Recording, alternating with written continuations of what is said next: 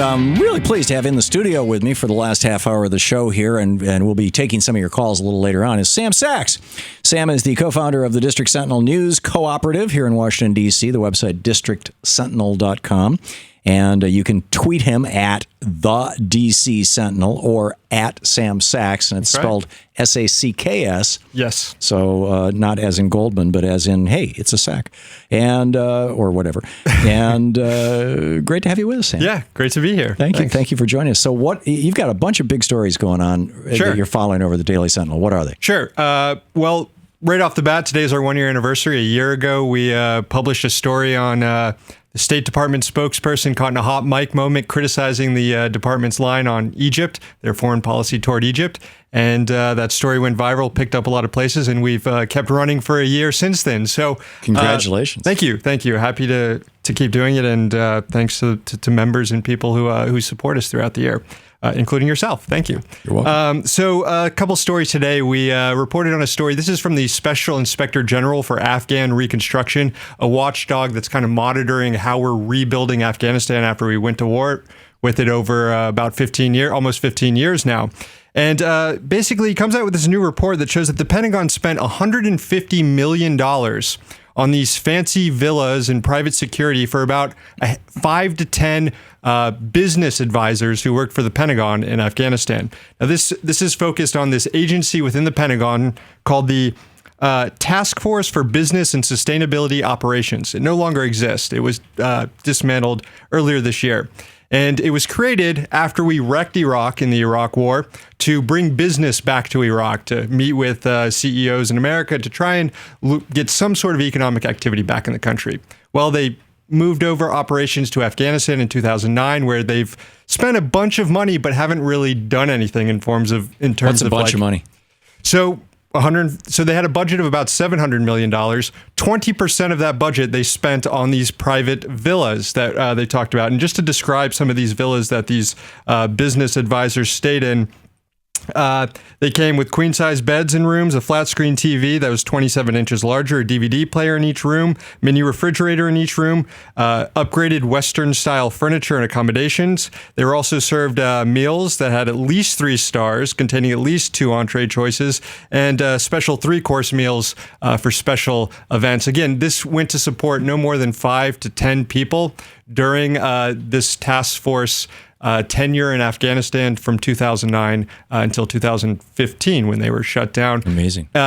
This comes a few months after there was a report that they also spent $43 million building a single gas station in Afghanistan. Right, which doesn't pump gas anymore, as I recall. There's some weird thing about it. Yeah, it was they were trying to outfit a natural gas station, and needless to say, they ran into difficulties. Sigar, the Inspector General I mentioned here, said that the former head of this office, the Task Force for Business and Stability Operations, a guy named Paul Brinkley defined the agency saying, "We do capitalism. We're about helping companies make money." Anyways, Brinkley went on after he left to join some private equity group. The Inspector General said Brinkley hasn't exactly been forthcoming with questions about where all this money went. Wow. So the larger picture here to this is, it seems to me that this Reagan-esque doctrine of privatization solves all problems. If you've got something you want done, don't ask the government, ask a private corporation, has so seized our military and even the Obama administration that they're spending 20% of their budget for Afghan reconstruction on whining and dining businessmen. Yeah, and the question is, why is the Pentagon in charge of this, right? Why is the Pentagon the one that's trying to stimulate economic activity in these countries that they're That's a good question, too. Dropping bombs? And that ultimately is what led to this agency kind of being disbanded earlier this year. Congress started asking this question of why does this agency even exist, and why is it spending hundreds of millions of dollars? To put it a little bit into perspective here, too, the $150 million is almost 1% of Afghanistan's entire GDP, modeled up to dollars. And again, this is to house and secure 5 to 10 people working for the U.S. government. So And Sigar also noted that had these people working at this agency decided to stay on military bases or at State Department complexes, they would have saved tens of millions of dollars. And they would have had similar facilities, would they not? I mean, because what you were describing... Well, they might not have had as lavish facilities. I think the point that the agency defended this part of the spending by saying, we wanted to prove that we could bring business to Afghanistan without being... without having to deal with the U.S. military or having to be secured by the U.S. military, which it turns out costs $120 million. Yeah, which is actually a pretty difficult task. Right. So that's one story that's out there that we put up today, and a few other places. This was an Inspector General letter that came out. Right. We're talking with Sam Sachs, the co-founder of the District Sentinel. DistrictSentinel.com is the news co-op. Also, occasional fill-in host for Thom Hartmann on this program, and will be next week on our TV show next Wednesday night. I guess you're going to be filling in for us. Thank you for that. So what else? What other stories? Another thing is, end of the year, Congress is getting a lot of must-pass legislation through. We had the National Defense Authorization Act passed recently. Now we have an intelligence authorization bill that's working away. It's basically determines what sort of policy will be carried out by the intelligence agencies in the United States. And the House just recently passed their intelligence authorization bill, but it included this rider that said that the Privacy and Civil Liberties Oversight Board can no longer provide oversight on certain covert surveillance programs. Now, the PCLOB, as it's called, the Privacy and Civil Liberties Oversight Board, was created after 9/11 to make sure that, in an effort to make sure that certain counterterrorism programs and policy considerations accounted for civil liberties concerns and privacy concerns. You can judge for yourself whether or not it's done a good job in doing that. I think Ed Snowden would disagree, but yeah. Exactly. But since Snowden's revelations, the PCLOB has done studies. They came out with reports showing that this metadata, the phone dragnet, didn't really help in any stop thwarting any terrorist attacks, contrary to claims made by the intelligence community. Anyways, this rider to this intelligence authorization bill that was passed out of the House said the PCLOB, like I said, can't study any more covert surveillance programs. Well, Senator Ron Wyden is outraged about this. He issued a statement to investigative reporter Marcy Wheeler over at Empty Wheel blog, saying that if they bring this bill up for unanimous consent in the Senate, I'm going to block it. Now is not a time that we should be rolling back oversight of our intelligence agencies. We should be bolstering oversight of these agencies. So this could lead to a fight over a rather routine must-pass bill here before the end of the year here in Congress. Wow, that's fascinating. Yeah, and one thing that Wyden pointed out is he said that I've been in Congress here for a long time. I've been on the Intelligence Committee. I know that the agencies like the CIA will try to exploit any law, any sort of loophole to avoid oversight. And he's saying that I don't think this rider was there just to protect the CIA, but I don't doubt the CIA will exploit this, which is one of the reasons why he had a problem with it. Wow. Tough talk. Yeah, another piece of legislation is this highway funding, the transportation funding bill. Right.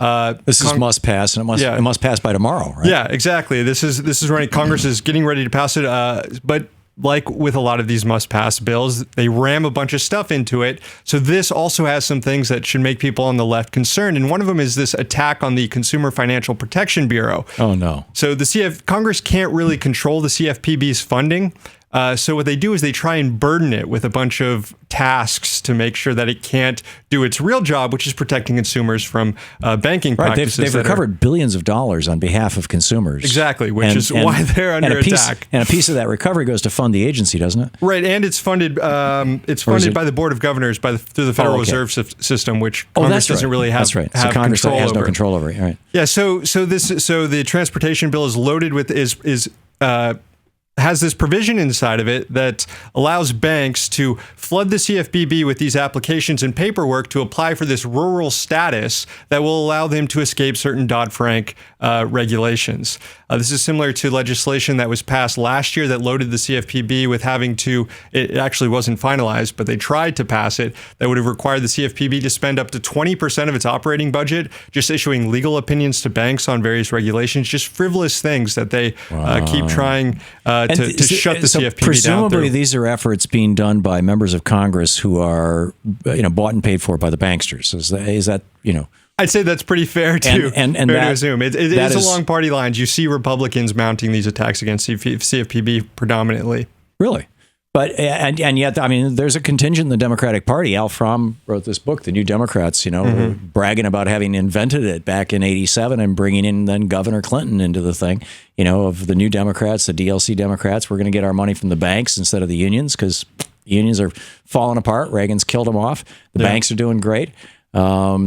I'm concerned about them too. Sure. I mean, I don't think they're they're out there when it comes to attacking the CFPB, but when it comes to financial regulations in general, remember the Cromnibus that was passed earlier this year included that it took away some of the Dodd-Frank regulations on derivatives markets.